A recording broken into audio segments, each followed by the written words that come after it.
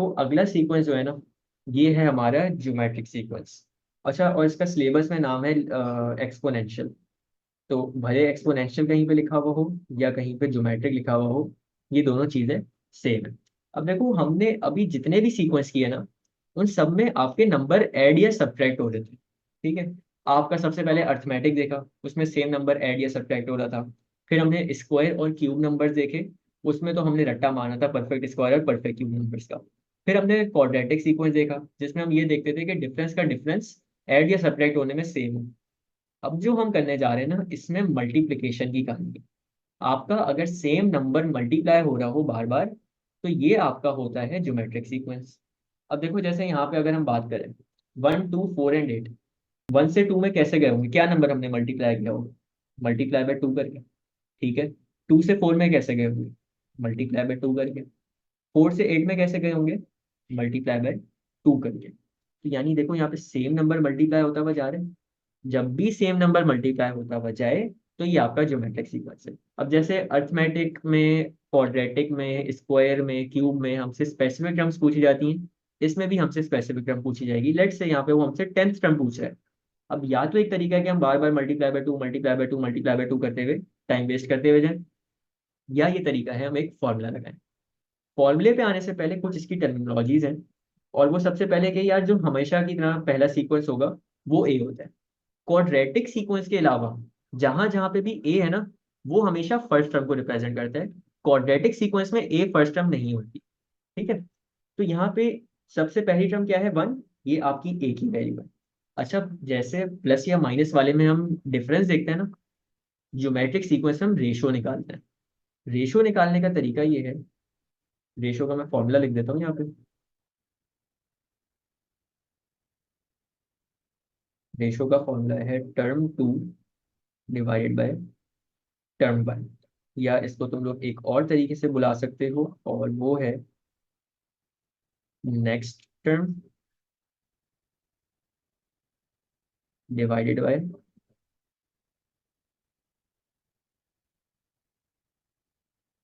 Previous term. यहाँ पे divide करना है। ठीक है। अगर अगली वाली टर्म को पीछे वाली टर्म से डिवाइड कर दो ना, तो तुम्हारे पास रेशो की वैल्यू आ जाएगी, जिसको हम आर से रिप्रेजेंट करते हैं। ठीक है। तो अगर अब तुम यहाँ नोट करो, तो ये हमारी सेकेंड टर्म है, ये हमारी फर्स्ट टर्म है। तो यहाँ पे 2 डिवाइडेड बाय 1, आंसर क्या आएगा, 2 डिवाइडेड बाय 1 का आंसर 2 आएगा। इसी तरह अगर मैं अगली टर्म देखूं 4, तो इसके पीछे वाली टर्म क्या है, 2। 4 डिवाइडेड बाय 2, आंसर क्या आएगा, 4 डिवाइड बाय 2 का आंसर अगेन 2 ही आएगा। अगर मैं 8 देखूं, तो 8 के पीछे वाली टर्म क्या है, 4।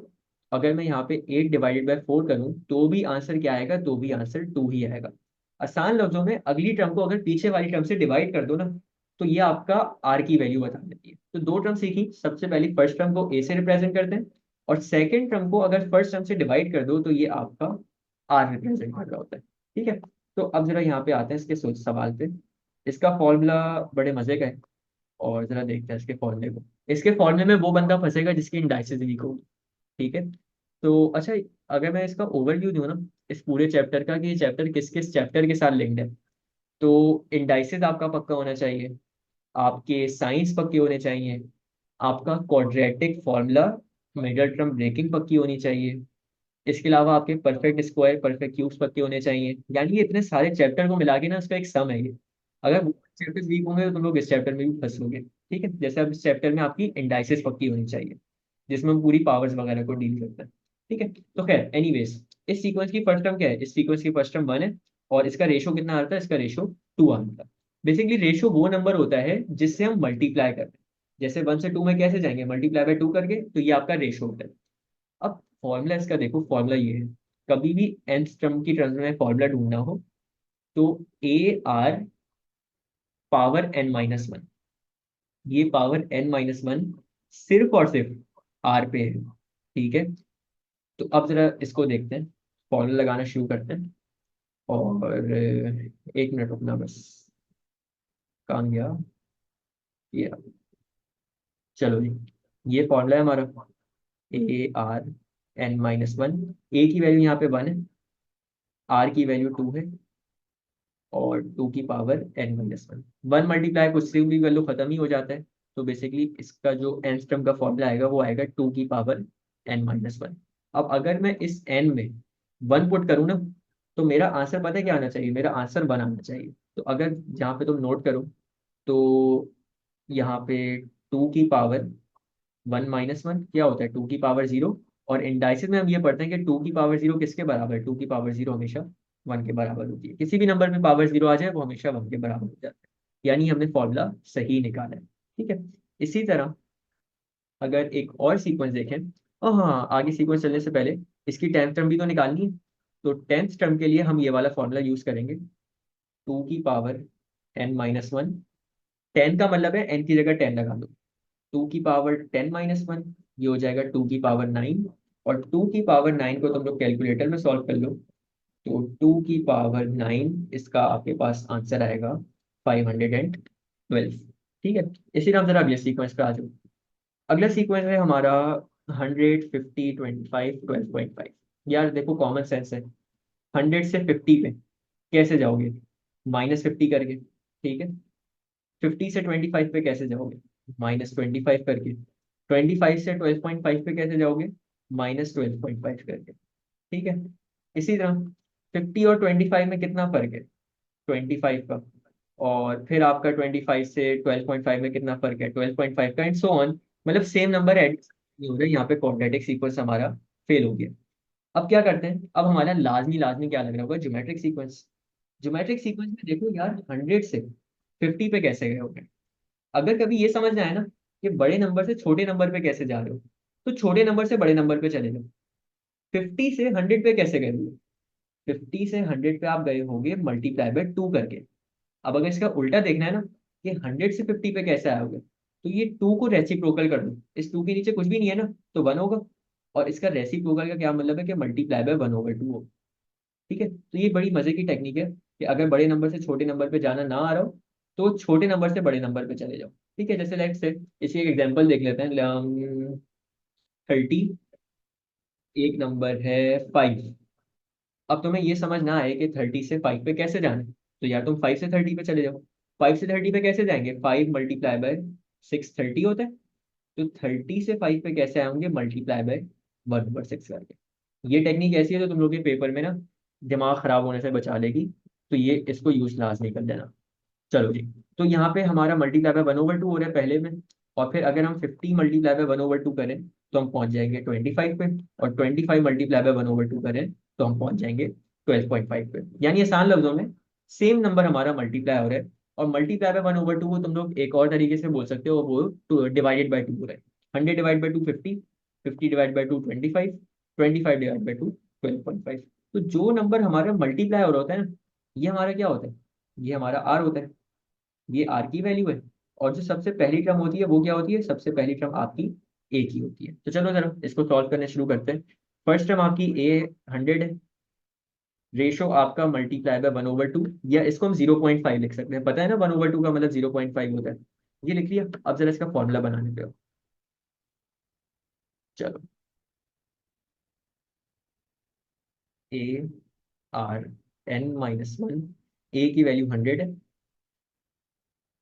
मल्टीप्लाई बाय आर की वैल्यू 0.5, और 0.5 की पावर n-1। अब यहाँ पे एक गलती ये नहीं करना कि 100 को मल्टीप्लाई कर दो 0.5 से, ये चीज़ आपकी गलत हो जाएगी। इसको ऐसे ही छोड़ना है। ठीक है।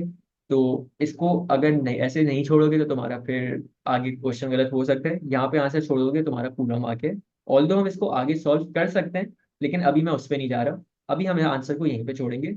ये हमारा इसका आंसर है। ठीक है। अच्छा जी, जरा अब इसकी 10th टर्म ढूंढ लेते हैं। 10th टर्म ढूंढने के लिए हमने सिंपली यहाँ क्या करना होगा, एन की जगह क्या लगाना है, 10। तो फॉर्मूला है हमारा 100 मल्टीप्लाई बाय 0.5 की पावर n-1। एन की वैल्यू 10 है, तो 100 मल्टीप्लाई बाय 0.5 की पावर 10-1। तो ये हो जाएगा 100 मल्टीप्लाई बाय 0.5 की पावर 9। और इस पूरी चीज को कैलकुलेटर में सॉल्व करोगे तो 100 मल्टीप्लाई बाय 0.5 की पावर 9, इसका आपके पास डेसिमल में जो आंसर आएगा वो आएगा 0.1953125। काफी लंबा आंसर है, लेकिन कोई मसला नहीं, क्योंकि अभी हम सीख रहे हैं तो सब कुछ हो सकता है। ठीक है, तो ये चीज़ होती है यार। ये कॉन्सेप्चुअली जो है ना, ज्योमेट्रिक सीक्वेंस हमारा यहाँ पे एंड हो गया।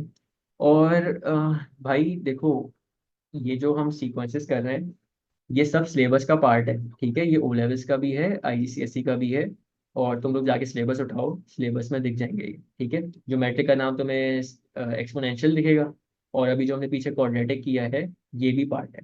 तुम लोग पुराने पुराने कॉन्सेप्ट देके आते हो, तो उसमें सिर्फ 3 सीक्वेंस ही होते थे। उसमें आपका होता था परफेक्ट स्क्वायर, परफेक्ट क्यूब और अर्थमेटिक। ये पहले के काम है, लेकिन अब आपके सीक्वेंसेस बढ़ गए। तो अब ये जितनी भी चीज़ें कर रहे हैं ना, ये कोर्स की हैं, और ये सब पेपर में आती हैं। ठीक है, तो खैर, एनीवेज, अब यार इसके कुछ एडवांस क्वेश्चन देख लेते हैं कि इस सीक्वेंस को किस तरीके से मुश्किल बनाया जा सकता है। और मैं जानबूझ के मुश्किल क्वेश्चन तुम लोग को करा रहा हूँ, ताकि फिर पास पेपर के क्वेश्चन तुम लोग को आसान लगे। अच्छा, यहाँ सबसे पहले क्वेश्चन में कह रहा है कि a geometric sequence has term 3 is equal to 12 and first number of the sequence is 3, find the common ratio. या ज्योमेट्रिक सीक्वेंस जहां पे भी वर्ड देखे ना, सबसे पहले तो उसका फॉर्मूला लिखो, T N equal to A multiply by are की पावर एन माइनस वन। यहाँ पे हमें क्या क्या गिवन है? यहाँ पे हमें गिवन है सबसे पहले तो first term of the sequence. First term का मतलब है ए की वैल्यू दी हुई है 3, तो हम यहाँ पे ए की जगह 3 लिख लेते हैं। अच्छा, रेशो ढूंढना है, तो रेशो तो हमारा एग्जैक्ट ऐसे ही आएगा, 3 × आर की पावर एन माइनस वन। अब मसला पता है क्या है? हम लोग यहाँ पे फंस जाएंगे। कैसे फंसेंगे? क्योंकि हम यहाँ पे ये अज्यूम कर रहे होंगे कि हमें यहाँ पे टी एन की वैल्यू भी नहीं पता, यहाँ पे एन की वैल्यू भी नहीं पता, तो सॉल्व कैसे होगा? लेकिन अगर तुम नोट करो, तो उसने हमें टी 3 की वैल्यू दी हुई है। ठीक है, तो हम क्या काम कर सकते हैं, हम यहाँ पे टी एन के बजाय क्या रिप्लेस कर सकते हैं? टी 3। ऐसा ही है। तो टी 3 जब रिप्लेस करेंगे, तो ए की वैल्यू थी 3 मल्टीप्लाई बाय आर। अब एन कितना है? एन आपका 3 हो गया, आर की पावर 3 - 1। तो टी 3 इक्वल टू 3 × आर की पावर 2। और फिर मुझे एक चीज बताओ कि टी 3 की वैल्यू क्या थी जो हमें क्वेश्चन में गिवन थी? 12। यहाँ पे टी 3 की जगह रख दोगे 12। तो 12 इक्वल टू 3 r स्क्वायर। ये 3 इधर आके 12 से डिवाइड होगा, तो 12 डिवाइडेड बाई 3 कितना होता है? 12 डिवाइड बाई 3 आपका 4 होता है। 4 = r स्क्वायर। स्क्वायर हटाने के लिए क्या करते हैं? रूट। तो स्क्वायर से स्क्वायर रूट कैंसिल, आर की वैल्यू आपकी आ जाएगी +-2। अब देखो, एक चीज अभी मैंने पहले बोली थी कि दो वैल्यूज आती हैं अंडर रूट की, एक +2 और एक -2। और हमेशा नेगेटिव वैल्यू रिजेक्ट करनी होती है, किसमें? ज्योमेट्रिक सीक्वेंस के अलावा सब में। अब ज्योमेट्रिक सीक्वेंस में ना, आर आपका पॉजिटिव भी हो सकता है, आर आपका नेगेटिव भी हो सकता है। आइडेंटिफाई कैसे करोगे? देखो, ये ना, तुम इसको मैं ऊपर वाले क्वेश्चन से एग्जांपल दे देता हूँ। जैसे यहाँ पे अगर तुम्हारी सारी टर्म्स पॉजिटिव है, ठीक है, जैसे अगर तुम्हारी सारी टर्म्स पॉजिटिव है, जैसे यहाँ पे 100, 50, 25, 12.5, ये सब पॉजिटिव नहीं ना, तो या तो तुम्हारा आर पूरा का पूरा, सॉरी, तुम्हारा आर यहाँ पे पूरा का पूरा पॉजिटिव आएगा। ठीक है, जैसे यहाँ पे आर था मल्टीप्लाई बाय 1/2। लेकिन अगर तुम्हारा सीक्वेंस ऐसा होता कि लेट से यहाँ लिखा हुआ है 100, फिर लिखा हुआ है -50, फिर लिखा हुआ है +25, फिर लिखा हुआ है -12.5। यानी सीक्वेंस समझ लो क्या हो रहा है? एक वैल्यू पॉजिटिव है तो दूसरी वैल्यू नेगेटिव है, एक वैल्यू पॉजिटिव है तो दूसरी वैल्यू नेगेटिव है। ऐसे केस में आर जो है ना आपका, वो नेगेटिव होता है। लेकिन ये तुम लोगों के कोर्स में इतना टेस्ट नहीं होता है। लेकिन जस्ट इन केस अगर हो जाए, तो तुम लोग को फिर आर का समझ आना चाहिए कि कब पॉजिटिव लिखनी है, कब नेगेटिव लिखनी है। जैसे यहाँ पे अगर हमें यही नहीं पता कि फर्स्ट टर्म क्या है हमारी, जैसे हमारे यहाँ फर्स्ट टर्म 3 थी, ठीक है, थर्ड टर्म 12 थी, सेकंड टर्म नहीं पता, फोर्थ टर्म नहीं पता, यानी हम ये नहीं देख सकते ना कि एक वैल्यू पॉजिटिव है या एक वैल्यू नेगेटिव है। तो इसका मतलब है कि यहाँ पे भी तुम नेगेटिव वैल्यू को रिजेक्ट करोगे। ठीक है, और ये पॉजिटिव वैल्यू को एक्सेप्ट करोगे, आपकी आर की वैल्यू यहाँ पे +2 है। ठीक है, आगे आ जाओ जरा, इसी तरह का एक और क्वेश्चन देख लेते हैं, ताकि अगर किसी को पहली दफा में समझ ना आया तो दूसरी दफा में समझ आ जाए। A geometric sequence has term 4 = 1 and the first number of the sequence is 8. Find the common ratio. Formula क्या है ज्योमेट्रिक सीक्वेंस का? ज्योमेट्रिक सीक्वेंस का फॉर्मूला है टी एन = a × a की पावर n - 1। अच्छा, टी किसकी बात कर रहे हो? टी 4 की बात कर रहे हैं, तो यहाँ पे हम टी एन की जगह क्या रखेंगे? टी 4 = ए की वैल्यू कितनी है 8 मल्टीप्लाई बाय आर ढूंढना है तो R as it is, N की जगह क्या आएगा, एन की जगह 4 आएगा, 4 - 1, तो ये बनेगा T4 equals to 8 multiply by R cube. अब देखो T4 की वैल्यू भी तो गिवन थी, T4 कितना था 1, तो यहाँ पे हम T4 की जगह रख देंगे 1, 1 = 8 R क्यूब, 8 यहाँ के 1 से डिवाइड होगा, तो ये आपका हो जाएगा, ओहो भाई ये क्या हो गया, चल खैर, ये हो जाएगा 1/8 = R क्यूब। क्यूब हटाने के लिए क्या करते हैं, क्यूब रूट, तो क्यूब से क्यूब रूट कैंसिल, और क्यूब रूट ये जो है हमारा ये 1 पे भी है, ठीक है, और ये क्यूब रूट हमारा 8 पे भी है, तो क्यूब रूट ऑफ 1 का आंसर 1 ही आता है, और क्यूब रूट ऑफ 8 का आंसर 2 होगा, तो ये हमारा इसका रेशो आ गया।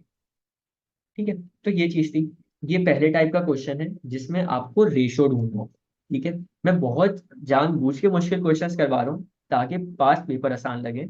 और सबसे पहला टाइप क्या है हमारे मुश्किल क्वेश्चन का, कि रेशो ढूंढना। ठीक है, और टर्म हमारे हमें ऐसी ना दी थी, जैसे अगर हमें first term, second term, third term, fourth term करके दी भी होती ना, रेशो ढूंढना बड़ा आसान था। लेकिन अगर वो आपको ऑल्टरनेट टर्म्स दे, यानी फॉर एग्जांपल एक टर्म आपको उसने पहली दे दी, फिर आपको फोर्थ टर्म दे रहा है, तो फिर रेशो कैसे ढूंढते हैं, उसका ये वाला तरीका होता है। आगे आ जाओ, एक और क्वेश्चन देखते हैं। अब ये हमारा दूसरा सीक्वेंस है जिसमें हमने ए की वैल्यू ढूंढनी है, यानी फर्स्ट टर्म ढूंढनी है। क्वेश्चन कह रहा है geometric sequence has it's third, fourth and fifth term of a sequence 18, 54 and 162 respectively. यार सबसे पहले उसने हमें तीन टर्म्स दिए, आपको T3 दिया है, आपको T4 दिया है, आपको T3 की वैल्यू क्या है 18, T4 की वैल्यू क्या है, T5 की वैल्यू क्या है 162। ठीक है जी, आगे क्या कह रहा है, find the first term of the sequence. सिर्फ ये तीन इंफॉर्मेशन दी है, और इसके साथ कह रहा है कि वो आप मुझे इसकी फर्स्ट टर्म बता दो। यार ज्योमेट्रिक सीक्वेंस का फॉर्मूला क्या है, Tn = A × R⁻n। यहाँ पे हमें सबसे पहले तो ए ढूंढना है, तो ए ढूंढने के लिए हमारे पास यहाँ पे एक तो एन की वैल्यू आनी चाहिए, यहाँ पे Tn की वैल्यू आनी चाहिए, यहाँ पे आर की वैल्यू आनी चाहिए, तो जाके हमारे पास ए की वैल्यू है। आर ढूंढना बड़ा आसान है यार, हमें कंसेक्टिव टर्म्स दी हुई है ना, 3 के बाद 4 है, 4 के बाद 5 है, हम सेकंड टर्म को फर्स्ट टर्म से डिवाइड कर देते हैं, तो रेशो के लिए हम 54/18 करेंगे, तो आंसर क्या आ जाएगा, आंसर आ जाएगा 3। ये रेशो आ गया।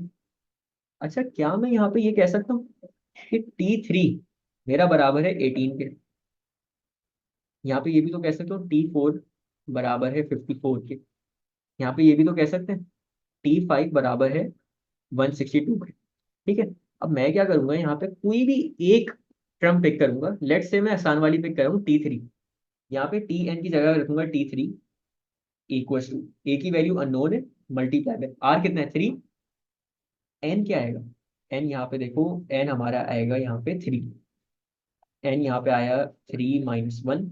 T3 की जगह क्या रखूंगा, T3 की वैल्यू किसके बराबर थी 18 के, तो T3 की जगह आएगा 18 इक्वल टू A × 3 की पावर 3 - 1 कितना होता है 3 स्क्वायर, तो 18 इक्वल टू A × 3 का स्क्वायर 9 होता है, और फिर ये 9 इधर आके 18 से डिवाइड होगा, तो A = 18/9, और यहाँ से A का आंसर आ जाएगा 2। ठीक है यार, देखो मुश्किल कॉन्सेप्ट है, पहली दफा कर रहे हो, सर के ऊपर से शायद जाए, परेशान नहीं होने। उसने आपको तीन कंसेक्यूटिव टर्म्स दी, टर्म 3, टर्म 4, टर्म 5, और उसके बाद उसने बोला कि ए की वैल्यू ढूंढ के बता दो। तो यार सबसे पहले हमें ये पता है, जब भी हमारे पास कंसेक्यूटिव टर्म्स होती हैं तो हम रेशो आराम से ढूंढ के बता सकते हैं, अगली टर्म को पीछे वाली टर्म से डिवाइड करके। तो रेशो हमारे पास आ गया 3। अब देखो हमें तीन वैल्यूज चाहिए थी ना, एक Tn की, एक एन की, और एक आर की, उसमें से आर की आ गई है। अब एन और Tn के लिए हमें ये चाहिए होता है कि हमारे पास एक टर्म नंबर हो और उसका आंसर भी गिवन। जैसे उसने मैं यहाँ बोलता कि थर्ड टर्म जो है ना, उसका आंसर 18 है, फोर्थ टर्म जो है उसका आंसर 54 है, फिफ्थ टर्म जो है उसका आंसर 162 है। तो हमारे पास जब भी ये काम होता है ना, हम क्या करते हैं, Tn की जगह रखेंगे T3, और n की जगह वो वाले टर्म नंबर लगा देंगे, जैसे T3 था तो n की जगह 3 आ गया, टर्म 4 होता तो n की जगह 4 आ जाता। इस तरीके से। और फिर यहाँ पे हमने जैसे basic addition subtraction multiplication division करते हैं उसके थ्रू यहाँ पे हमने ए का आंसर निकाल लिया। ठीक है, आगे चलते हैं जरा।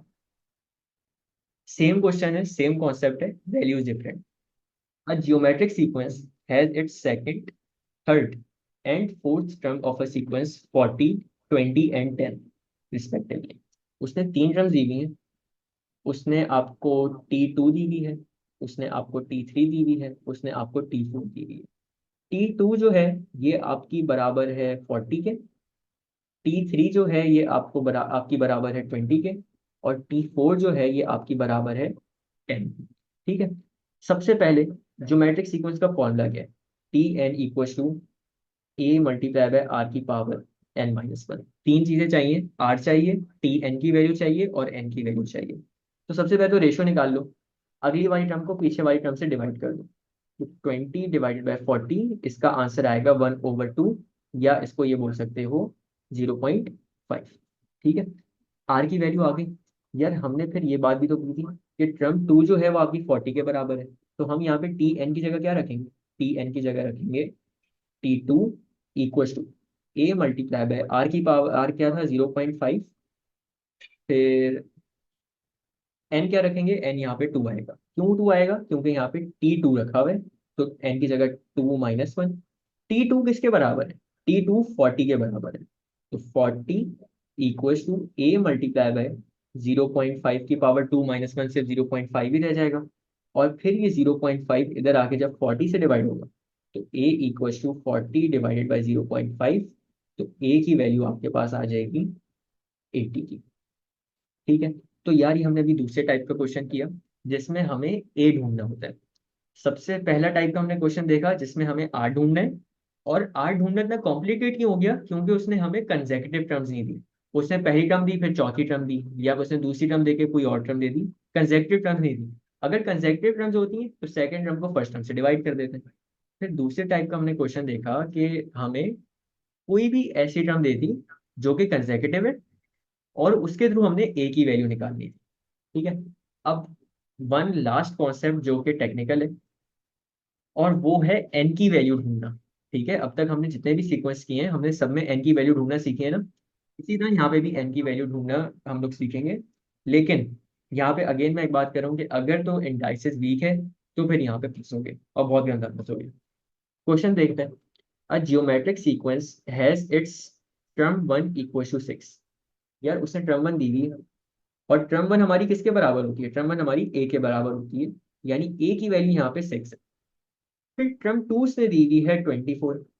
उसने बोला term 1 = 6 and term 2 = 24, and term n = 384। Term n जो है वो आपकी 384 के बराबर है।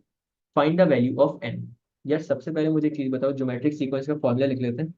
Tn = A multiply by are की पावर n-1। हमें यहाँ पे ए की और आर की वैल्यू पता होनी चाहिए। ए की वैल्यू तो हमारे पास क्वेश्चन में गिवन थी, कितनी? 6। अब आर की वैल्यू कैसे निकालेंगे? यार टर्म 2 और टर्म 1 दी हुई है ना, कंसेक्यूटिव टर्म्स हैं, वन आफ्टर अनदर लाई कर दी है। तो second term divide by first term, 24 / 6, इसका आंसर। ये आर की वैल्यू आ गई है। अच्छा जी, आर की वैल्यू आ गई, ए की वैल्यू आ गई। अब आसान लफ्जों में इसको बस सॉल्व कर देना है। तो Tn = ए की वैल्यू क्या है? 6 मल्टीप्लाई बाय आर की वैल्यू क्या है? 4, 4 की पावर n-1। यार उसने टी एन की भी तो वैल्यू दी थी। टर्म एन कितनी है? टर्म एन आपकी 384 है, तो यहाँ पे हम टी एन की जगह क्या रख देंगे? टी एन की जगह 384 लिखा देंगे। तो 384 = 6 मल्टीप्लाई बाय 4 की पावर n-1। ये 6 को और 4 को मल्टीप्लाई नहीं करना, क्योंकि 4 पे आपकी अलग पावर है, 6 पे आपकी अलग पावर है, सॉल्व नहीं कर सकते इनको एक साथ। इस 6 को इधर भेज के 384 के साथ डिवाइड करेंगे। तो 384 डिवाइडेड बाई 6, इसका आंसर आएगा 64 = 4 की पावर n-1। अब देखो, इंडाइसिस क्या कहती है कि अगर आपकी इक्वस टू में कोई इक्वेशन बन रही हो, और इक्वस टू के एक साइड पे एक टर्म हो, इक्वस टू के एक साइड पे एक टर्म हो, तो वो दोनों टर्म्स ना सेम होनी चाहिए। जैसे इधर 4 है ना, तो इधर भी 4 लगाना है। तो हमें पता है 64 जो है ना, ये 4 की पावर क्यूब होती है। ठीक है, ये इंडाइसिस का काम है, यहाँ पे ज्योमेट्री का हम कोई काम नहीं कर रहे, ये इंडाइसिस का काम है। हमने 64 को 4 की पावर में कन्वर्ट कर लिया। तो 4 क्यूब इक्वल्स टू 4 की पावर n-1। और फिर इंडाइसिस ये कहती है कि अगर इक्वल्स टू के दोनों साइड पे एक एक टर्म है और वो दोनों बराबर है, यानी इधर भी 4 है उधर भी 4 है, आप इस 4 को कट कर देते हो और जो इनकी पावर है वो नीचे आ जाती है। तो ये हो जाएगा 3 इक्वल्स टू n-1। और जब n को सब्जेक्ट बनाओगे तो ये हो जाएगा 3 + 1 इक्वल्स टू n। और यहाँ से आपकी n की वैल्यू आ जाएगी 4। ठीक है, इसी तरह का एक और क्वेश्चन देखते हैं। अगला क्वेश्चन कह रहा है a geometric sequence has its term 2 equals to 270 and term 3 equals to 90 and term n equals to 10। Find the value of 10। तीन टर्म्स दी हुई है, एक टर्म 2 दी हुई है। टर्म 2 कितनी है? टर्म 2 आपकी 270 है। टर्म 3 कितनी है? टर्म 3 आपकी 90 है। और एक टर्म n है जो कि 10 है। और फिर कह रहे हैं find the value of n, बता दो। फॉर्मूला क्या है? फॉर्मूला है टी एन का a मल्टीप्लाई बाय आर की पावर n-1। यार मसला ये है, यहाँ पे हमारे पास a की वैल्यू नहीं गिवन ना। तो मुझे एक चीज बताओ, क्या यहाँ पे हम रेशो निकाल लेंगे? रेशो कैसे निकालेंगे? हमें दो कंसेक्यूटिव टर्म दी हुई है जो कि वन आफ्टर एनदर लाई कर रही है। Second term divide by first term, यानी 90 डिवाइड बाय 270। सबसे पहले रेशो निकालो जो निकाल सकते हो। R equal to 90 divided by 270। I think इसका आंसर 1/3 आता है। आर आ गया। यार अब ए निकालने के लिए क्या करना है? अकल लगानी है। मुझे बताओ, ट्रम वन जो भी हो, ट्रम वन जो भी हो, हमें ये बात तो पता है ना कि वो ए की वैल्यू होगी। अब ए की वैल्यू पे कैसे जाएंगे? देखो मुझे बताओ, अगर ट्रम 3 से टर्म 2 पे आए, यानी बैकवर्ड जाए, तो 90 से 270 पे कैसे आए होंगे? 90 से 270 पे मल्टीप्लाई बाय 3 करके आए होंगे। तो 270 से टर्म 1 पे कैसे जाएंगे?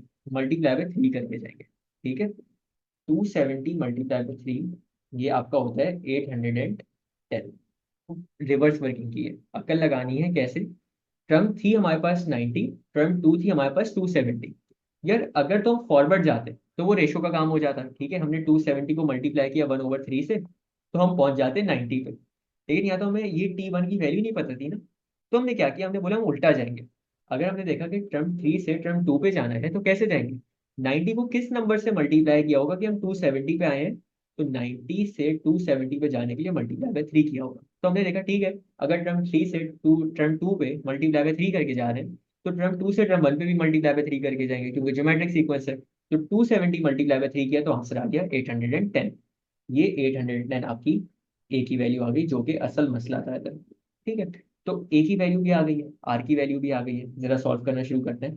तो टर्म एन इक्वल टू, ए की वैल्यू है 810 मल्टीप्लाई बाय, आर की वैल्यू है 1/3 की पावर n-1। अब देखो यहाँ टर्म n जो है ये किसकी इक्वल थी? उसने हमें बताया था टर्म n इक्वल है आपके 10 के। तो टर्म n की जगह रख दोगे 10 इक्वल टू 810 मल्टीप्लाई बाय 1/3 की पावर n-1। ये 810 इधर इस पूरे ब्रैकेट के साथ मल्टीप्लाई हो रहा है, इधर जाके 10 से डिवाइड होगा। तो 10 डिवाइडेड बाय 810 इक्वल्स टू 1/3 की होल पावर n-1। ये जीरो से जीरो कैंसिल। अब देखो यहाँ पे हमारा बचा 1/81 इक्वल टू 1/3 की पावर n-1। मुझे एक चीज बताओ कि वन हमारा लेफ्ट साइड पे भी है, वन हमारा राइट साइड पे भी है। लेकिन डिनोटर की अगर बात करें तो लेफ्ट साइड पे 81 है, राइट साइड पे 33 है। सॉरी 33 नहीं, 3 है। तो इसका मतलब है इंडाइसिस अब हमारी काम में आएगी। इंडाइसिस क्या कहती है कि आपके इक्वल टू के दोनों साइड पे सेम नंबर होने चाहिए। तो हमने देखा कि हमें ये बात पता है कि 81 3 की पावर 4 होती है। ठीक है, 81 3 की पावर 4 होती है। तो हम लिखेंगे 1/3 की पावर 4। और अच्छा एक चीज पता है और क्या कर सकते हैं? 3 की पावर 4 है ना, तो हमें पता है कि 1 पे भी अगर पावर 4 हो तो रहना तो उसमें 1 ही है ना। तो हम इस पूरे पे पावर 4 लगा दें। ठीक है, क्योंकि ये पावर 4 जब 1 पे जाएगी तो 1 की पावर 4 1 ही रहेगा, और 3 के जब पावर 4 जाएगी तो वो 81 बन जाएगा। तो ये हमने 3 की टर्म में कन्वर्ट कर लिया। 1/3 की पावर 4 इक्वल टू किसके थी? 1/3 की पावर n-1 के। अब देखो, इक्वल्स टू के दोनों साइड पे आपके ब्रैकेट सेम हो गए, इधर भी 1/3 है, इधर भी 1/3 है। ये आपका कैंसिल होगा, क्योंकि डाइसिस कहती है कि दोनों को आप कैंसिल आउट करते हो, और जो इसकी पावर है, पावर इस n-1 की, इसकी पावर को आप बेस बना देते हो। तो 4 = n-1, n को सब्जेक्ट बनाओगे तो 4 + 1 = n। तो n की वैल्यू यहाँ से आपके पास आ गई 5 की। ठीक है, ये सबसे मुश्किल तरीन क्वेश्चन मैंने तुम लोग को कराया जो कि पॉसिबली आ सकता है।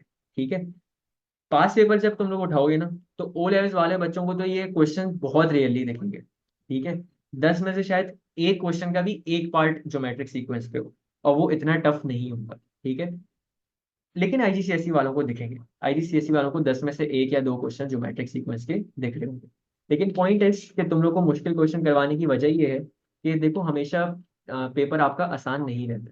ठीक है, कोई ऐसा कॉन्सेप्ट होता है जो कि पहले नहीं पढ़ा होता, लेकिन वो अगली दफा आ जाता है। और ऐसा नहीं है कि कॉन्सेप्ट नहीं पढ़ा हो तो सॉल्व नहीं होता, उसको आपको दिमाग लगा के सॉल्व करना होता है। जैसा भी हमने जितने भी सीक्वेंस किए, इसमें हमने कोई नई चीज नहीं लगाई है। हमने काम वही किया है जो हमारा सीक्वेंस का फॉर्मूला था, उसके थ्रू ही हमने सब चीजें सॉल्व की हैं। बस फॉर्मूला यूज कैसे करना था वो हमने ये 6 क्वेश्चन में देखा है, कि डिफरेंट सिचुएशन में फॉर्मूले को किस तरह से यूज करना है। ठीक है, तो यार ये चीज थी हमारी। और यहाँ पे वैसे हमारा ज्योमेट्रिक सीक्वेंस एंड हो गया है, लेकिन इसके आगे अगेन कुछ प्रैक्टिस क्वेश्चन हैं, जरा उनको देख लेते हैं और फिर यहाँ पे इस टॉपिक को खत्म करते हैं। Find the next term and nth term of this sequence. Again देखो, फ्रैक्शन दिख रहे हैं, और फ्रैक्शन की मैं तुम लोग को एक बात बोली थी कि यहाँ पे ना दोनों फ्रैक्शन के बीच में एक दीवार है।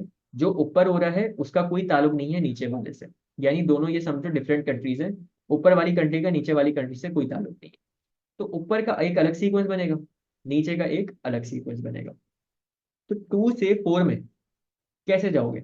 अच्छा देखो, ये सारे जो क्वेश्चन हैं ज्योमेट्रिक सीक्वेंस के ही हैं। लेकिन अगर फॉर एग्जांपल मैं एज ए स्टूडेंट इसको देखता, तो 2 से 4 में स्टूडेंट क्या करता? +2 करता। 4 से 8 में +4 करता। 8 से 16 में +8 करता। फिर 2 से 4 में कितना फर्क है? +2 का। 4 से 8 में कितना फर्क है? +4 का। और मतलब देख रहे हो कि क्वाड्रेटिक सीक्वेंस यहाँ फेल हो गया, तो यानी जाहिर सी बात है कि यहाँ क्या लगने वाला है? आपका जियोमेट्रिक सीक्वेंस लगने वाला है। तो 2 से 4 में कैसे जाओगे? ×2 करके। 4 से 8 में कैसे जाओगे? ×2 करके। 8 से 16 में कैसे जाओगे? ×2 करके। यानी ये ×2 जो है ना, ये आपका आर है, और यहाँ पे 2 जो है, ये आपका क्या है? ये 2 आपका ए का है। तो एक काम करते हैं, पहले ऊपर वाले सीक्वेंस का फॉर्मूला बना लेते हैं, फिर नीचे वाले सीक्वेंस पे आ जाते हैं। नंबर है हमारे 2, 4, 8 एंड 16, जिसमें ए की वैल्यू 2 है, आर की वैल्यू भी 2 है। तो टर्म एन का फॉर्मूला होता है A × R⁻n-1। तो ए की वैल्यू 2 है, 2 × 2 की पावर n-1। अब देखो, यहाँ पे इसको छोड़ना नहीं। क्यों? क्योंकि यहाँ पे आपकी 2 और 2 दोनों बेसिस सेम है। इंडाइसिस कहता है कि अगर आपकी दो बेसिस सेम हो और आपस में मल्टीप्लाई होनी हो, तो उनकी पावर आप ऐड कर देते हो। ठीक है, तो यहाँ 2 की पावर 1 है। ठीक है, और यहाँ 2 की पावर n-1 है। तो हम क्या लिखेंगे? 2 की पावर 1 + n-1। तो 1 से -1 कैंसिल हो जाएगा, तो एट दी एंड आपके पास बचेगा 2 की पावर n। अब ये जो तुमने फॉर्मूला बनाया है, इसमें अगर तुम n की जगह 1 रखो, तो तुम्हारी यहाँ की पहली टर्म सेटिस्फाई होनी चाहिए, जो कि 2 है। तो 2 की पावर 1 आपका 2 ही होता है, इसका मतलब हमने सही किया। अपनी सेटिस्फेक्शन के लिए अगर n की जगह 2 रखो, तो आंसर क्या आना चाहिए? 4, और यहाँ पे आंसर 4 की आ रहा है। ठीक है, तो यानी हमने ऊपर का सीक्वेंस ढूंढ लिया है। अब नीचे वाले सीक्वेंस पे आ जाओ। देखो, 9 और 16 में कितना फर्क है? 9 और 16 में +7 का फर्क है। 16 और 25 में +9 का फर्क है। 25 और 36 में कितना फर्क है? 25 और 36 में +11 का फर्क है। फिर 7 और 9 में 2 का फर्क है। 9 और 11 में 2 का फर्क है। क्वाड्रेटिक सीक्वेंस है, लेकिन यह क्वाड्रेटिक सीक्वेंस लगाओगे नहीं। क्यों? क्योंकि यार ये परफेक्ट स्क्वायर है। परफेक्ट स्क्वायर जब भी दिखे शॉर्टकट लगाओ। परफेक्ट स्क्वायर हमारे होते हैं 1, 4, 9, 16, 25 एंड सो ऑन। तो यहाँ पे यार जब 1 से स्टार्ट नहीं होता, तो हम क्या करते हैं, प्लस या माइनस करते हैं। ये 9 से स्टार्ट हो रहा है, तो 1 और 9 में कितना फर्क है, 2 नंबर्स का। तो बेसिकली इसका जो फॉर्मूला बनेगा ना, वो बनेगा n+2 का होल स्क्वायर। ये नीचे का आ गया, और ऊपर का फॉर्मूला था आपका 2 की पावर n। ये आपका इस फ्रैक्शन का फॉर्मूला बन गया। ठीक है, ये यहाँ पे क्वेश्चन हमारा खत्म हो गया। एक और क्वेश्चन देख लेते हैं और फिर हमारा यहाँ टॉपिक एंड हो जाएगा।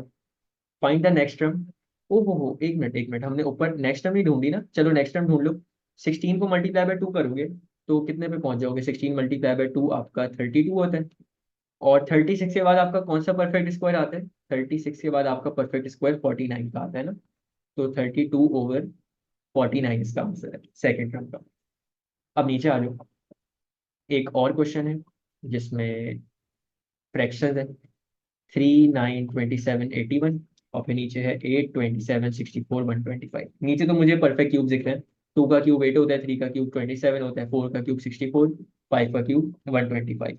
और ऊपर अगर हम नोट करें तो 3 × 3 आपका 9 होता है, 9 × 3 27 होता है, 27 × 3 आपका 81 होता है। तो ये जो ×3 है, ये आपकी आर की वैल्यू है, ये 3 आपकी ए की वैल्यू है। तो चलो जरा देख लेते हैं इसको यहाँ पे। हमारा फॉर्मूला होता है, अ, एक मिनट सीक्वेंस लिख लूँ। 3, 9, 27, 81। तो फॉर्मूला होता है हमारा Tn का, a × r⁴ n−1। यहाँ पे a जो है, a हमारा 3 है। अच्छा, r भी क्या है, r भी हमारा 3 ही है। तो Tn = 3 × 3 की पावर n−1। और देखो क्योंकि अगेन दोनों बेसिस सेम है और मल्टीप्लाई हो रहे हैं, तो इनकी पावर ऐड करोगे। तो 3 की पावर 1 + n−1, 1 - 1 कैंसिल हो जाएगा, तो एट द एंड आपके पास बचेगा 3 की पावर n। ये ऊपर वाले का सीक्वेंस बन गया। ऊपर वाले का सीक्वेंस आया 3 की पावर n। और अच्छा, इसका अगर 81 के बाद वाला नंबर देखना होता तो कैसे देखते, 81 × 3। और 81 × 3 का आंसर क्या आता है, 243। देख लेते हैं। हाँ, 81 × 3 का आंसर आता है 243। और अगर हम नीचे देखें तो परफेक्ट क्यूब चलते हुए आ रहे थे। 125 के बाद परफेक्ट क्यूब क्या आएगा, 125 5 का क्यूब होता है, 6 का क्यूब हमारा होता है 216। ये हमने नेक्स्ट टर्म का फ्रैक्शन देख लिया। अब बस नेक्स्ट जो हमारा फ्रैक्शन बन रहा है, हमने इसका फॉर्मूला देखना है। तो यार परफेक्ट क्यूब हमारे स्टार्ट होते हैं 1 से, फिर 8, फिर 27, फिर 64, और फिर 125। तो 1 और 8 में कितना फर्क है, एक नंबर का। तो हमारा इसका फॉर्मूला बनेगा n+1 का होल क्यूब। ये हमारा इसका आंसर आ गया। ठीक है, तो ये चीज़ होती है। देखो, हमने तकरीबन एक सीक्वेंस अर्थमेटिक किया, दूसरा सीक्वेंस फिर हमने वो वाले किए स्पेशल सीक्वेंसेस, जिसमें हमने परफेक्ट स्क्वायर और परफेक्ट क्यूब वाले सीक्वेंस देखे। ठीक है, तीसरा सीक्वेंस हमने क्वाड्रेटिक देखा। चौथा सीक्वेंस हमने जियोमेट्रिक देखा।